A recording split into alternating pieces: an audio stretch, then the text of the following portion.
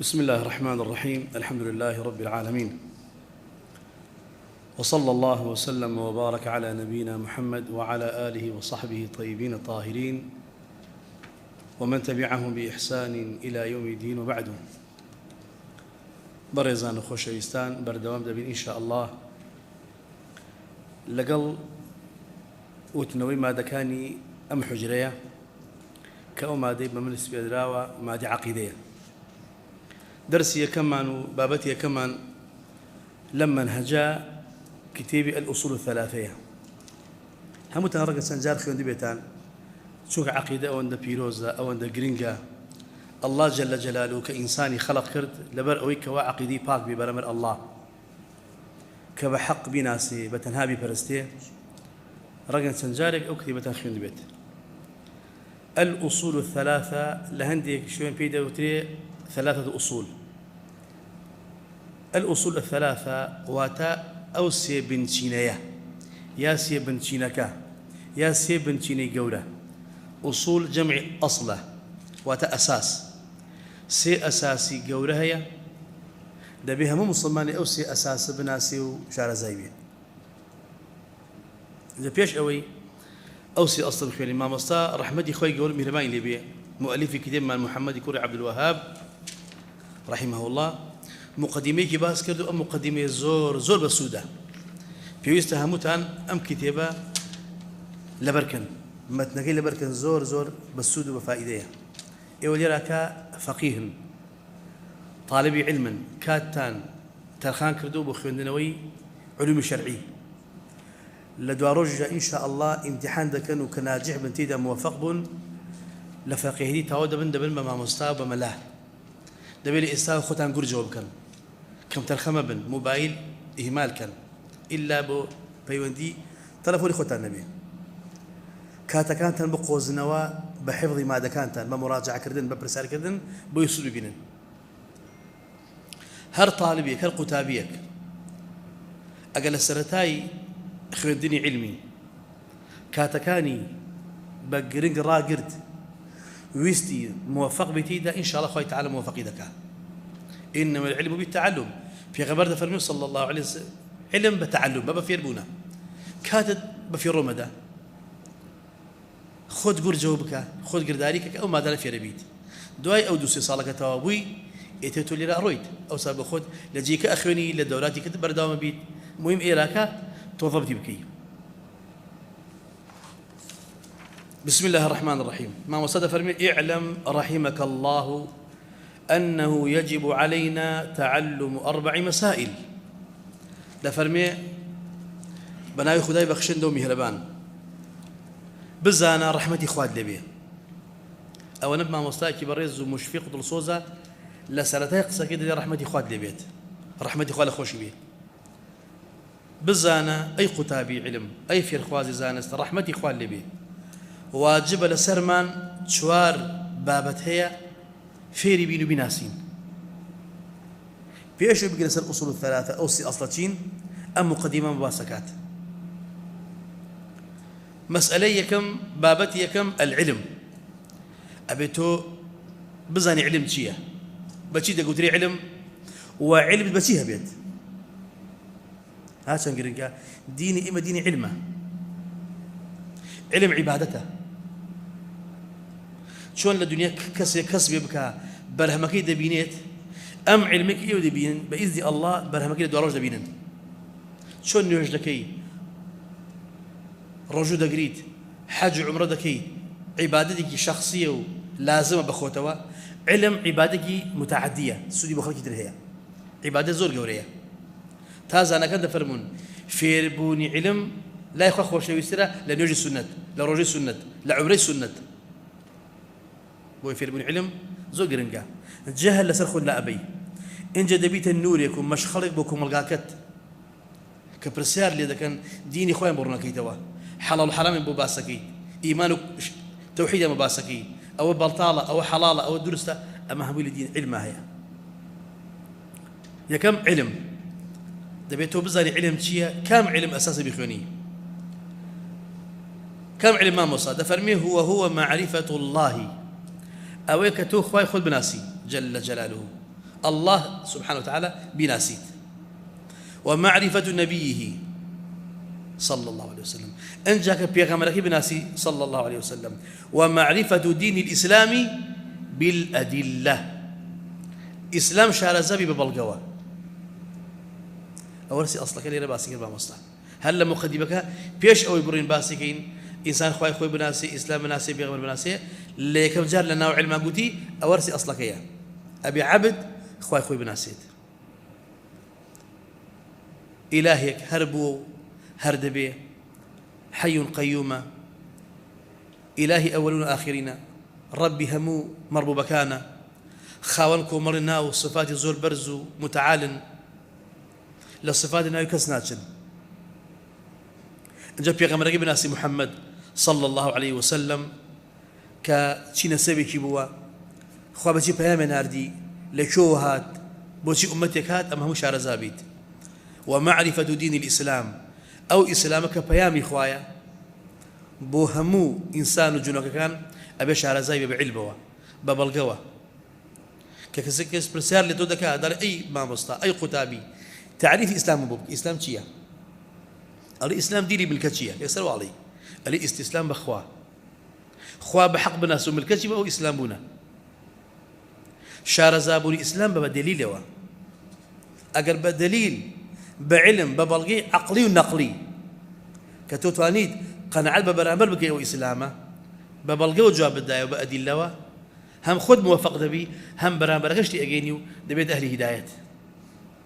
وتديني من جهل تانية لا هيج بوارق جهل الإسلام ذا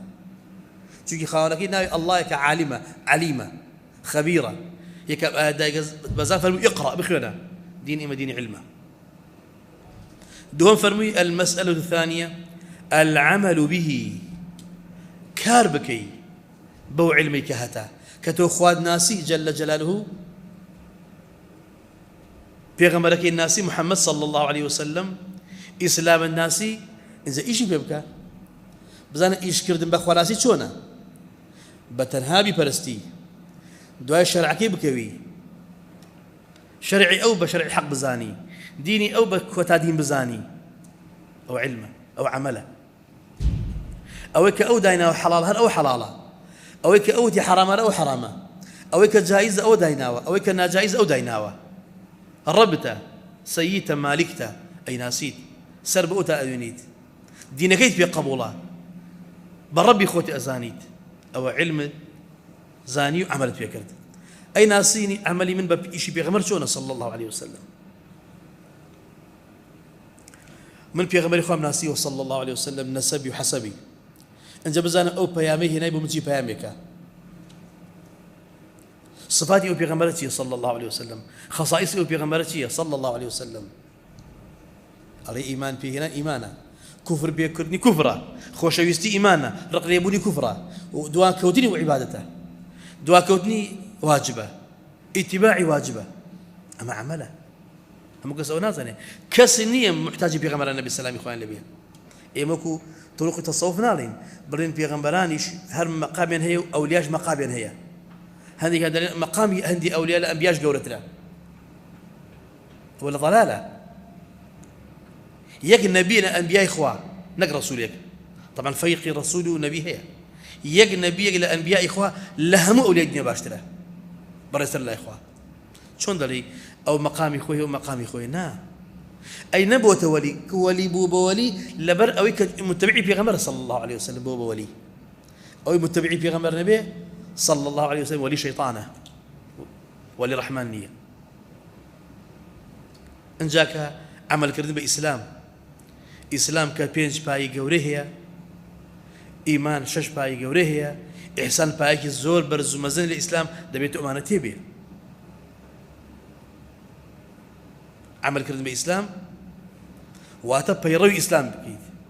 دين إسلام قبل بكيد ظاهرا وباطنا بدين إخوتي بزانيد فيروي بك إيشي بكيد أو عمل كردن بإسلام سيما مسافر المسألة الثالثة الدعوة إليه بانقواز بكي بو أو علم عملك خل السريد خيرك جوري خواب بتوي دعوة رحمته زور قولي خوابته دا وجل جلاله باب خود نبي دعوي بلا بكا بانجي خلقي ببكا في شيء في غمران إخوة سلامي إخوان اللي بدعوية لبناوي الله بان كردنا بودينا رحمته خواهي يقولوا بيهربانيش ديني ننار بوجي لكي تايبدو فقط حتى آخر زمان إسلام آخر دينه بو همو إنس وجن دەبێت بانگی خەڵکی بۆ بکەیت ئینسان کە خۆی فێرشتێ بوو عملی پێکرد دعوەی بۆلانەکرد مقەسیرە کەم تەرخەمە بۆ ئێستاکەش بە ئێوە دەڵێم إن شاء الله ئومێد دەکەن لە الله جل جلاله ئێوە موفق بکە ببن بە مامۆستای بەڕێز مەلای چاک خزمەتی دینی خوا بکەن کە تەواو بوون نەک بڵێ تەواوی مەشاهادەمە بەدەست هێنا و ناجح بووین و تەعین بووین و تەواو نا مزگەوت دەگرن لە سووتێکدا خزمەتی دینی خوا دەکەن دعوە دەکەن ئەم دینەکە ئیسلامی دەیخوێنینەوە 1440 ئەوەندە ساڵە ڕسوولی خوا صلی الله علیه و سلم بەیمەگەیان ئەوەتە ئیسلامی خوێنینەوە ئەڵێ دوێن دابەزیوە زانەکان دەساوە بەدەست هێنایان چونکە زانەکان وارثی پێغەمبەرانن سەلامی خوایان لەبێ ئەم نورەش فەضلی خوا بە ئیمی داوە لەناو ئەو هەموو خەڵکی ئەم سەرزەویە ئەم کۆمەڵ خەڵکە دانیشتون بە خۆمان لە خزمەت قورئانەکەی خوا جل جلاله پەیامی خوا دەخوێنینەوە والله ئەگەر کابرا ببینی سەرکردێکی لێکێ لە سەرکردەکان دونی نامەیەکی بۆ بدێریە با خزمەکانی دەکات ئەم نامەی بۆ ناردووە ختم کراوە وا نووسراوەتەوە داواکاری چێ نەشانەزی بێ دەکات ڕەسمی بۆ دەگری پۆستی دەکات تۆ نامەیەک بۆ هاتەوە لە علام الغیوب خالق الأرض وأسمان بتو دابزي نورا لبلدت دخين دوا كتوري بسم الله الرحمن الرحيم الحمد لله رب العالمين خدا فربوج الحمد لله رب العالمين تو خين دوا هاي كلامي خد خين دوا شرفي لو قولتر رزي لو قولتر نية بويدا في الماموستا دعوي ولا بكا فيربوي باجي خلشي ببكا بحكمة بعلم بالصبر وبحلم بلا سرخوي بمجادله جوان بلفظ جرين باجي او خلق بك لو خير بجدار بك تو بجدار بيتتيدا مسألة شوارم الصبر على الأذى فيه ضل نيابة لسر أو دعوة ما عنده دكريد آزار تدريد بيزار تكن همزة صدين هم دلونيا بيتر ما مصطلح الصابر بها قصي ناشرين في قدرة تقولي والله من أون صال ما ندوبهم ببي مقابل إيشك مدعودكم يستخلص جنين في بدأ حق منينا صبر بقرا أمر رجايا رجاء جنة الرجاء جنة دور دراو بآزار بنا راحتي مكاره بيغمنا فرمي صلى الله عليه وسلم حفت الجنة بالمكاره جنة دور دراو بنا راحتي كان أو تخوي يقولوا مهربان تنجار ضل نوايا بيغمرك صلى الله عليه وسلم فرمي رسول خدا صبر بقرا وقول العزم صبر يعني قلت بيغمران بيشتوا مع النار فصبروا على ما كذبوا وأوذوا لسر أوي بدرو خلالوا آزار دران خواناوي كران دربدر كران قصي ناشرين بيقدرا صبر يعني قلت توش باش يقولوا ميلاتت بيا أو علمت بيا ده بصابر بيت بروباغندت بودكن الامبياوي أم لا يبياوي أو لا وادا خويني تو أو دكي صابر بتأثير لنكا ضلك قايمة بيه صبر بقرا أجر باداش الصابر لا يخوى إلا قوريا زور قوريا صابر لا الله جل جلاله أم هرشوا المسألة كبو كمسألة كم أصول ثلاثة هداية ما مصاد فرمي والدليل قوله تعالى بلقشمان لسر أم شوار باسا أو آتي قرآن بيروز الله دفرمي والعصر إن الإنسان لفي خسر إلا الذين آمنوا وعملوا الصالحات وتواصوا بالحق وتواصوا بالصبر لسورة العصر الله بسوين ودفرميت سوين ببكات بزمان پروردگاریش هر باسی که کرد بسوین دوا بزانه او مسئله گرنگه او مسئله زور گرنگه كذلك والليل والشمس وضحاها والضحى او بزانه او كات الله سويني في بسوين بازدك زور گرنگه وات او كاتانه بو ايو سرمايه ام كاتي داني شوين دوها عصره بو ايو سرمايه زور گوريه صالحين بيش إما أو ندخل خريجي خوندنا ونوسين وتأليف بون جاروا ولا مالو درتشون برو مزجوت برو درس للرجال ده بيني كان كسر داني شتونا خريجي يعني كردنو له لعب ده يقول والله أجر كاتكان بباربك الرأي يسأو كاتب اللي عندك ري أو عندك هذا جرينجا أما دك فلان كاس توتري قريب داني شويته والله من لباني تا إيوارا ورباي أو دنيا رو كاتب دبن بويت شرح سورة اللي بركم سؤال مسألة فقهية لبركم تبغى يقرين قوان چونکی همو ساتێکت همو جمجۆڵێکت لەم دنیای لە خزمەت خوایە بێ لەو دنیا پێی بەرزەبیتەوە لە بەهشتی خوایە مهم گرنگەکەوەیە ئەم علمە ئێمە عیبادەتە ئێستا ئەم دانیشتنی عیبادەتە مەجلیسی ذیکرا لە نوێژی سورەت خێرترە لە ڕۆژی سورەت خێرترە چەند گرنگە چی ئەوە دەزانێت بەڵێ وەڵا بن لە ماڵ بەو نیەتە پاکەوە دەرەچم ئەچم بۆ عیبادەت چی عیبادەتێک دەکەی علم طلبی علم هل لما درتي ملائكة بعض رادخن ببان بالي نبرويت أقريته بهما شيوا داني شيء يدعو خير بذكار ناو في غمر ديني صلى الله عليه وسلم صلاة خير برسليت ملائكة دوري مجلس أدن ما كده سيكي توقال لك جايتي وعمرة أوها بالرواء هم جيان نورة هم جيان بركتها كخوات ذاتية خوالي من ورقيت والعصر إن الإنسان لفي خسر الله ده فرميه سون ببكات بزمان قروي إنسان جنسي إنسان هم خسارة من ده قال إن الإنسان واتجنسي إنسان هم خسارة من ده رنجرويا فأنا أقرب الله إذا أقر تائب خفا يزوء قولوا دا تقريد بزانتي استثاء جيتيا إلا الذين آمنوا وعملوا الصالحات وتواصوا بالحق وتواصوا بالصبر إلا أولا به كأم شوار صفتي به أو أم شوار صفتي به لخسارة من دي رزقاري بوا فائز مفلحة يا الله شنو معنى إلا الذين آمنوا مقر أوانا نبي خسارة من دين كبروين هناوا برواش علمي أنا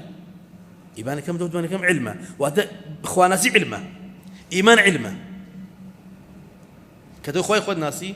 دين الناسي بيغمر ناسي وعلمه بشي بزاني علمه بوب بزانا يخلش واحد لأمريكا ليابان لهندستان لشو بروفيسور اللي هم علمه كان ده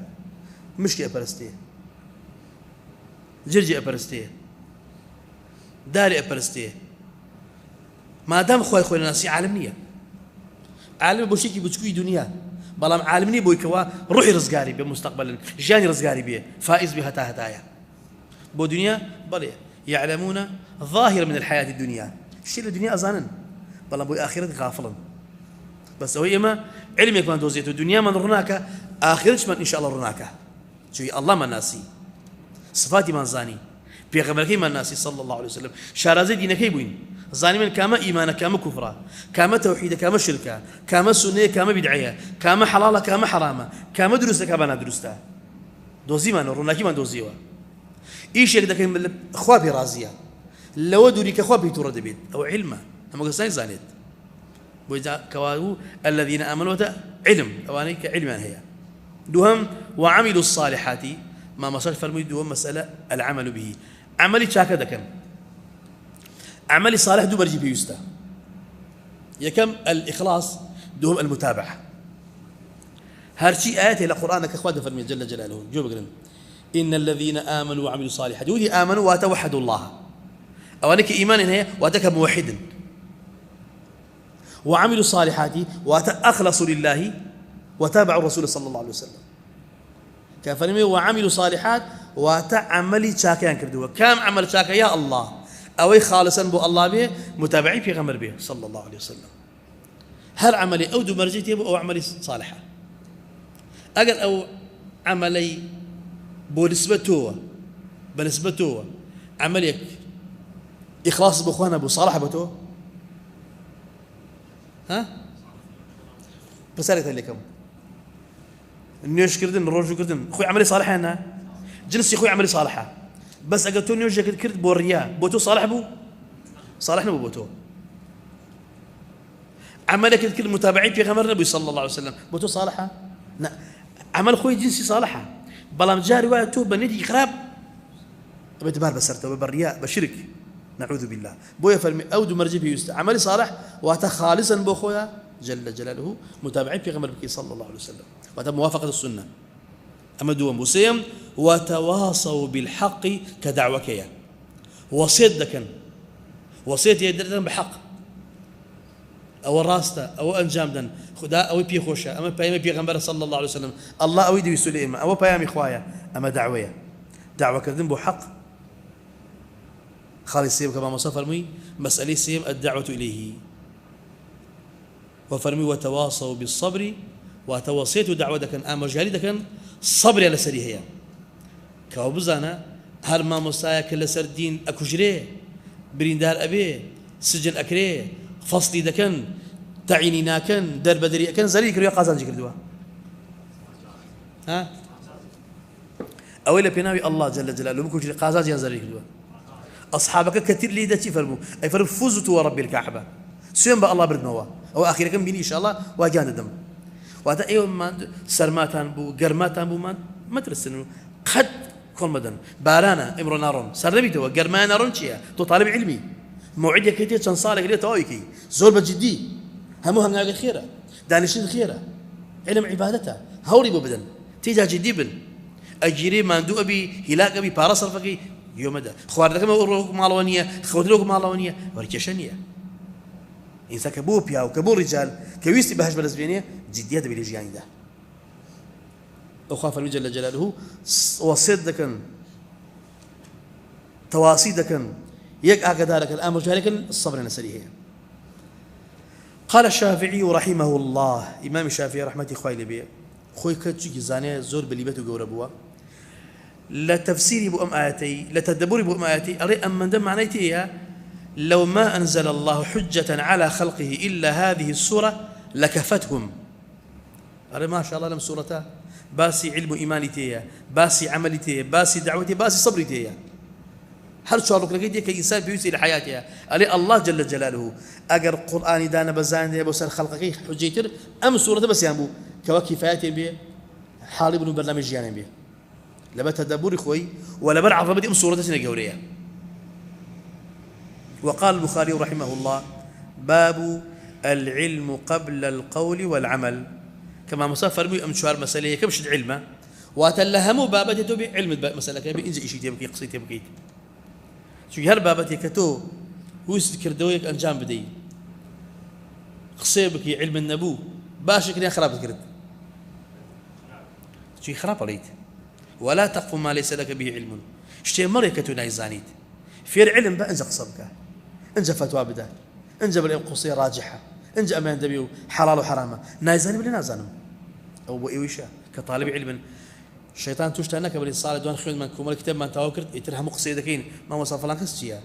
من شوك أوزانم خلك يوابو توش هلاقبو خلق ما بيني وا إما تشونكي توزيك لأيوة جورتري هندش ما خيون دوا خلق ما بيني ما وصل فلان كستيا أو تاردم شو تاردم أو شيء لديهات النار دين بوسر منبر دوسيو تاريدا هندي وتارد بخوزها نيدا بو بار بسر مانوا من شو تارم دعوة وازن شو جسر منبرك توز برزوبي همش تيجا ثوانية علم بوي دايما شت بتواوتي بزانا ضلنيا بك أيليت أنجح حقا بيليت وأنا بيقول نازانم مش بشكل علم نوي علمه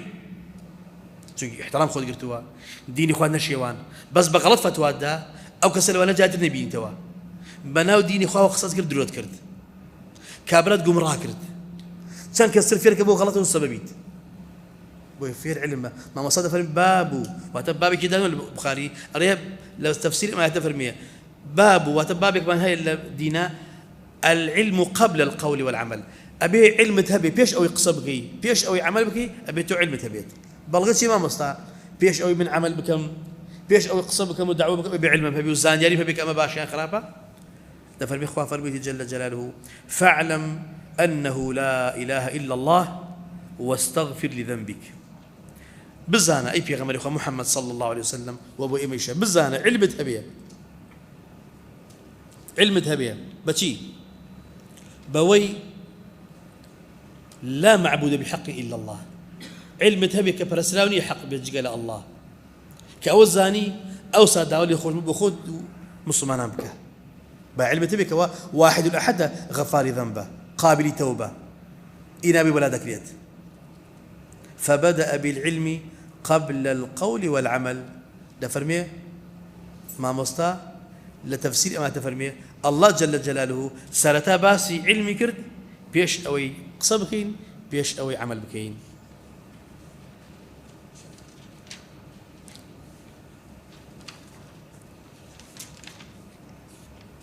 بس أنا وديوا لسه ما مسافته كبري باسي تلمن بودك خالد وين يدخلني إن شاء الله دفرميت اعلم رحمك الله أنه يجب على كل مسلم ومسلمة تعلم هذه الثلاث مسائل والعمل بهن. لسان دعاء المام ذكاء أريد بزان الرحمة إخواد لي بيه، الرحمة إخواد خوشي بيه. زانا كان خوشي بيه إمام بيشوا ما ندوب لبناء خدا هؤلاء دائما استفادة بكين. دفرمي اعلم رحمك الله بزانا إيه كتابي زانس رحمة إخواد لي بيه. واجب لسر هم مسلمانك بياو وهم مسلمانك آفرت أمس مسألة بزانية سي بابتي بابي زانية وكو زانيتي والعمل بهن إيش بكات كردار هل أزانم قيمتي نية جولك كان زور الدزاني عمل بيناكر خواف مثلهم كمثل حماري يحمل أسفارا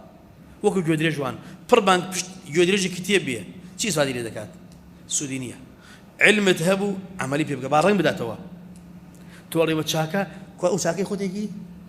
أري أما حرام وجناها خد لي دوري أري أما الإخوان زيك تكاد خد أنجام الدعوة معناته عمل بيشغل كردوا أما هرب بلي تيجناكي زور بلي بي خراب لا إخوان يقول بيربان بدأ بدي بكسي بلي تشاكا بكا خراب مك حرام أخوي خراب بكا لا قيامت أي خلنا جهنم بدور إخوانك إخوان سورة الآخرة نعوذ بالله بما مسافر مي رحمتي إخوان اللي بيه بزانا واجب لسر همو مسلمانك مسلم ومسلمة همو آفردك مسلمان سي بابتي قرنك هي بيزاني وبك تكردار ما مصابي ما بليه يكب الأولى أن الله خلقنا ورزقنا ولم يتركنا هملا الله جل جلاله إما يخلق كرد لن نبونو إما هنا يبون أم إنساني كده سرزوي أجين يك أبينين ورزق ما عندها همو شيء بخشيوين أو ها بجيني شو سرزوي برون أو إزايكو وحافظ بيت اشتوانية أو عبثة لخواو دورة جل جلاله خواي قولي إما يخلق كرد بليه رزق ما عندها وسائل جيالي بمن حاضر كردوا بليه يرأونيه كخلق ما بكا وبخونو برن برلابل ها ولم يتركنا هملا بإهمالي وبصاحبي برلاي نكردوين أي شون ما مصطفى بل أرسل إلينا رسولا في غمر بما نردوا وهذا ما مصيب بما نردوا أي إنسان كان يوم خلق كرد بندي منن أما الزاوية من خلق كردوا لسري بجيان أما خواردنو وخو جيان كاتي جداري كلاو تانية أوش ما مصطفى نبرن دو يكون فمن أطاعه دخل الجنة هل كسيدوي أو بيغمر بكوي أو رات الجنة توا ومن عصاه دخل النار أول شيء ليه يا أخي بيه بل حقا متشي بقصينا كمون بوقصي بكم مو دوي بكم ديني زور وزبنا بو إلا دوي بكم أو عرب من ناموي أم قصة بطلان بك دخل النار أراد جهنم هو خواهي يقولوا ميرمان بيغمرين النار بقوماتي أقل بقوماتي بوهايا هش بيغمر خوما بقوماتي بهايا قومك بيشتنا قلت أنا ما سرنا وا يا كم كسكت جادك قومك خويبو ما كان خويبو أو بلغيك بقومناتوا هاتو بو إنس وجن هاتو بيغمر هم عالم بيت نقبز بعرب هات بيت من جهان جاري بيسيلي عندي أخبار أو محمد عرب من بدويبكم أريكاك أخو بعرب هاتوا أجابوا عرب هات عرب شيء أنا قلت أقول مبلغي وهاتهم بو أمليكن هاتي من فرم ما مكان قومكم قريش بني مناف بني هاشم بل لا إله إلا الله تفلحوا وازد ما نبينا من هاتم يوخوا برزبن توحيد يخوا برقرار كان دجاتي أنكرت كوابو زانن خواي جور مهربان إما يخلق كردوه بو عبادة أم والله مش بس لا إما هي يصبروا برسال بك لجاوريك لجولكيك لبوذيك لمجوسيك بلتوي إنسان لسر أم زوي أجي حكمة شيء تقول لسر زوي أجي بوشي هاتويت أجر جولي ما مستعي أيدين نبو بيت جواب نازنيت أري والله ترهاتهم سيرانك ما ويك الرمو أي تو وجه هاتوي والله هاتهم هربو خفت هاتهم لداخل قصير غلطك بنقبتي هاتهم نازانا بس إيه كلام يعني الله ده فرمي أي إنسان كان يوم خلق كرد بو برسني خوم بتنها ابتلاءات عندك بتاقيت عندك ما وجه داري كراو امتحانك تان هندك تان 10 صال هندك تان 20 صال جن هندك تان 6 صال هندك تان تا وسر كتوابون اتر داي او حجله سر خوتانا شلونك يترمان هي امتحانك ايش بيقول الله يصير امتحاني خطاب خلما مصبر رسالة بين عليه أجا بيد بليه يا بياوتي سلب أخوي كردوا يا غشي كردوا يا أسان كاري كردوا بس الله بيدي وتوا الله أي أبد امتحانك أمية أو برسالك أنا أم برسالة الجواب دي دوا ساقي تبي وجهنمي أما الجواب دي دوا ناجي حبيبي بهشتري بيدي وتوا أنا خليك يزور ساقي طبعا جوابي بيد قلتوا برسالك أنا بويد فرميه أخوة خلقي كردوين رزقي داين ببي صاحب ببي هودا ببي حكمة براينا كردوين لسر زوي بمرنا برايم ما دانوا في غمرك بما ناردوا أو يدوي بكوي فيروي قصكاني بكا بقصي بكا أروت بهشتوا شو كده سر جاي راستا هركس يكش لي يا أخي بيه بقصينك في الشواني أو معاملة بكا أروت جهنم دليل هي كأخوي يقولون بيرمان في غمرنا ما ناردوا أو يبقصيك أروت بهشت أو يبقصينك أروت جهنم بلي الله ده فرميه إنا أرسلنا إليكم رسولا شاهدا عليكم إما بيغمر من بو أيوة نارت شاهد بسرتانوا كما أرسلنا إلى فرعون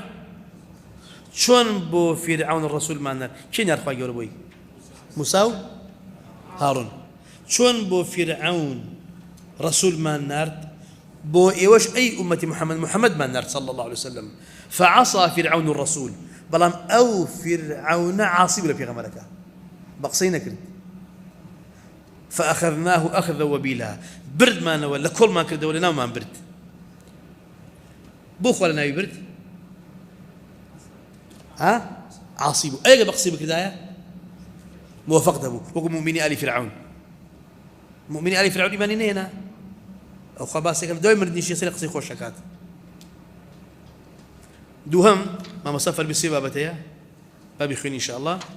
الثانية أن الله لا يرضى أن يشرك معه أحد في عبادته.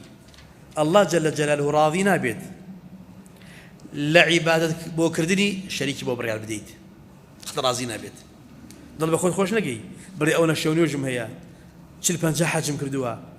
صد عمرهم كردوها هزاران جال قربانين كردوها نا هو أساسية أساسك أو عبادة بتوحيده بيت أو قرنجا أن الله لا يرضى خدا رازينا بيت بتشي أن يشرك معه أحد هيز كسبك البشريكي لا عبادة كردن رازينا بيت لا ملك مقرب ولا نبي مرسل نما ملائكيك نزيك نبي غمريك الرسول رونا كلاو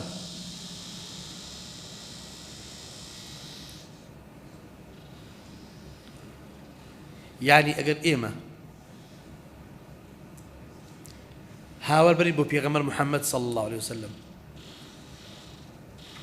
قربانية بكير بو بيغمر صلى الله عليه وسلم هاول بري بو بردك ودارك لا إخوة فرقيني يا فرقيني مدوانا ها جواب منو حسن صبكا يعني لا إخوة فرقيني بلي متوزن محمد فرقي زوترا شون إخنا إخوة يقول بلي أما دارك أما هالزور بقيمة بس محمد قيمتي جدا من هي فرقي هي فرقيني يا يعني فرقيني يا وأتفرقيني يا نا والله فرقيني يا أنت جاوا يعني هاولك الرسول يخرج نابيه ما ترسى بل إنه والله نابيه باش صليبي كان عيسى برسن خو عيسى بيغمر خويا محمد بيغمر خويا يعني بيش بيغمر خويا ناتو صلى الله عليه وسلم هندوسا كان مشكله برسن هندوسا برسن يا اخي مشكله شو ولي لك شو بيبرسي نبي لك شو لا يخو فرقنيه هارج هم مشركين انا ابي امري والله با ام صد صال بستويه اول هتا فرق ويا لا يخو فرقني الله ظفر من واحد احد شريك منيه ولا تشرك به شيئا شيء نكره هيسبك ما شريك اخوه نقولنا بتشوك لا يخوش فرقينيه بل خدا يقول به لبان خوتو محمد صلى الله عليه وسلم خوش ويزي توبو من اون كذا شريك توبو مجالك دينيه شو بيت خدا في المشريك بنيه هنيمه تو دانتا او تو الدين درتشوتا فرقينا اخوي يقول به لبان ويفرق اخوي يقول به لبان رازينا به هيك كسيبك بشريكي نما ملائكه مقرب جبرائيل مقربه ميكائيل إسرافيل ملك الموت خازن رضوان واني أمام ملائكة الزكانا حمل عرش ويحمل عرش ربك يومئذ فوقهم ثمانية أو هش ملائكة سنة لا إخوان الزكاة عرش إخوان لقرن خوا قبولك أوش برستي ولا نبي المرسل ليش بيغمركش شو عيدلو يعني عيد بزقوتها هنا يخوة قصبلين وزن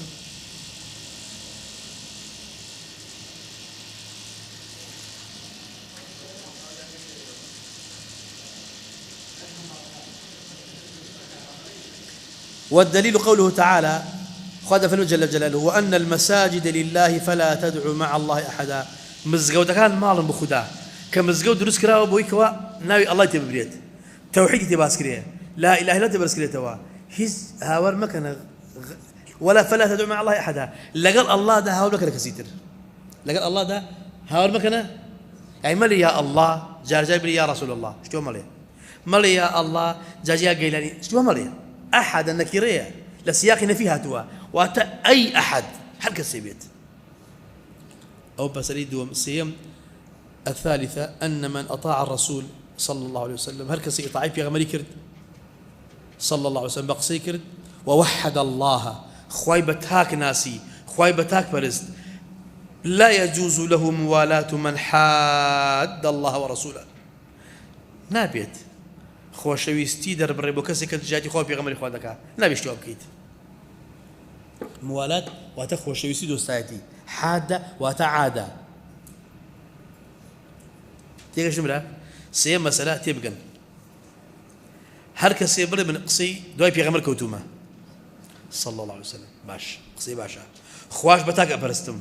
زور باشا خوان او عقيده بيت بري نابي خوشويستي بو كسي بي كتجاتي خو بيغمري خوا دكات اگر خوشويستي بو دجبري خوا بو واتا تو ايمانك راسنيه براسي بتبع بيغمرني صلى الله عليه وسلم شلون اگر تو شلون قدي بيغمري شلون دجبري خوا خوشوي اگر شلون قدي بيغمري شلون كسي خوشوي كوا جادي اسلام دكات شو هذا بيه خزم قوم عشرة ناخوا ابراهيم تبراني كيقل باوشي قومك ايه ودي من برام ليوا ها بريم لتنات الناس والله ما كر خوم خزم خوم ما مستامو اشتري بين من هي مدالي كده هي بخمان تجار شيخي شيخ كلاوت ناخذ اهل السنه وش نازل فيها لفرمي ان من اطاع الرسول هركس يطاعي في غمرك صلى الله عليه وسلم ووحد الله خوابتاك بفلسطين وخواناز به لا يجوز له جائز نبوي موالاتو پشتیوانی و خوشویسی دل بره بو کسی تجاهتی خواب پیغمبر خدا دکات نبیش تو بکید تو تاکو بی تو بید عبدك صالح عبدك صاغ خوشویسی مو کسی که خواه خوشی دویر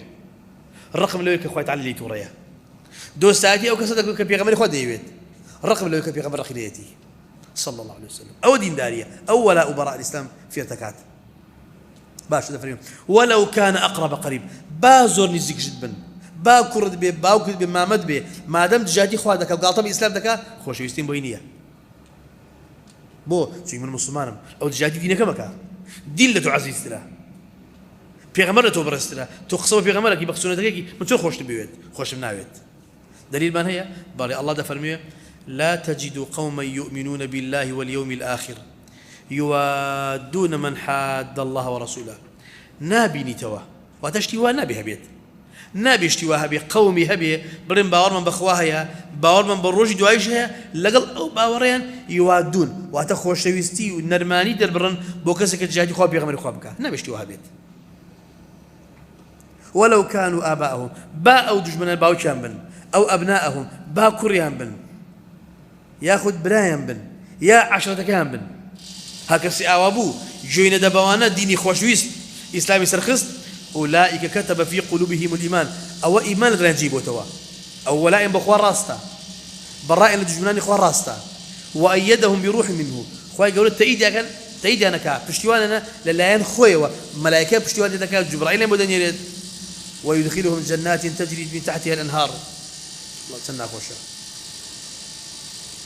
خوادان كذا بهشتك وا لجير داركان وخسركان روبار در وتب بهشتك رازاوا عنداتي بوچنا وانا بو بياواني او افرتاني كجوي بيغمر كوتونا صلى الله عليه وسلم خواپەرستن خۆشەویستیان بۆ کافران نییە، دژایەتی کافران دەکەن، هەر کافری هەر بێ باوەڕ براشی بێ کوڕی بێ باوکیشی بێ دژایەتی ئیسلامی کرد تەبەڕا لێ دەکات. ئەڵێ دین ئەوەیە کە من خۆم بوێت تۆم ناوێت. هەر کەس ئاوی خوا دایکەدە بەهەشتەوە ئولایکە حیزب الله، ئەوانە ئەنساری خوان. حیزب الله واتە ئەنسار الله، ئەوانە حیزبی خوان واتە جوندی خوان، سەربازی خوان، ئەنساری خوان. ئەلا ئین حیزب الله هم المفلحون، بزانن گروهی خوا و جوندەکانی خوا و ناصرەکانی خۆی گەور و میهرەبان مفلح و سەرکەوتون. چەند دقیقە بتەواو بوونی ساعەتەکەمان؟ چەند دقیقە؟ بەس ئەوەدە ئینشاء الله. دووەرە بەتان سەرێ بەتان بەسەکەمەوە مختصر وتمان ڕەحمەتی خوا لێ بە سێ مەسەلە بیزانە. یەکەم خوا ئێمەی خەڵق کرد ڕزقمانیدا ئاوا دامانی نەبێ بێ ساحەب بەبێ بەرنامە، بەڵکو پێغەمبەری بۆمان نارد، دینی بۆمان نارد. ئەوەی دوای ئەو دینە بکەوێ، دوای پێغەمبەر بکەوێ براوەیە. دووەم خوا ڕازی نابێ شەریکی بۆ قەڵا بدەی، نە مەلایکە و نە پێغەمبەرانیش. شەریکی بۆ قەڵا بدەی کافرە بی مشریکی، واتە ڕازی بی کە تۆ موحید بی. سێهەمیان هەر کەسێ ئیطاعەی پێغەمبەری کرد صلی الله عليه وسلم بەڕاستی خواپەرست بوو، ئەبێ وەلای تەواهیدی بۆ خوا بێ، بۆ ئیسلام بۆ مسلمانان بێ، نابێ خۆشەویستی و دۆستایەتی بۆ کافران بێت. قسەیان بۆ کەم، داوایان دەکەم، بەڵام خۆشەویستی بۆیان نییە،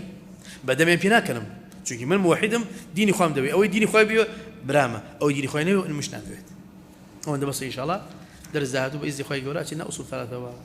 سبحانك اللهم وبحمدك أشهد أن لا إله إلا أنت أستغفرك وأتوب إليك.